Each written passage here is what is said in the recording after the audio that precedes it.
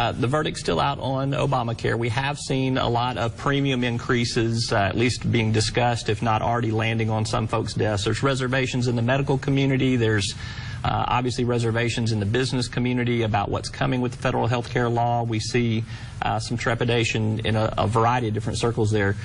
Do you still stand by your vote for federal health care? What's your message to voters as to why that was the right vote?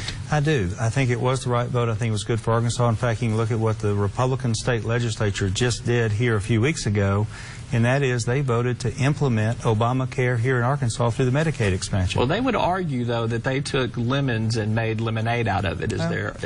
Well, what they did is they put the law into effect here in Arkansas. They did it in a different way with the governor's leadership and a lot of the medical community's leadership. Appreciate that.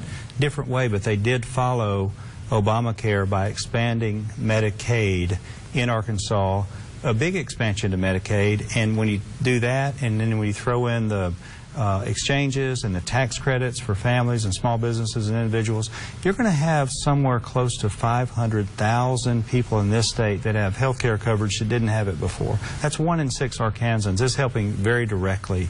And so, you know, there's a lot of good in this. In addition to that, people get to keep their kids on their insurance up to age 26.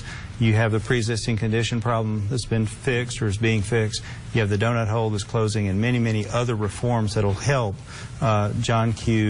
Patient out there. So I think in the end it was a good vote. But let me say one last thing about it. It was big. It was complicated. There's no doubt. There's no doubt we didn't get it all right. I can promise you, if we got 80% of it right, we did something. You know, we still need to go in and work on that 20%. And I've already supported efforts to change some of that. And I'll support efforts now. I supported efforts in the past, and I'll support efforts in the future to get it right. If a vote were to come up in the U.S. Senate to repeal Obamacare, you'd be against it? I'd be against it. All right.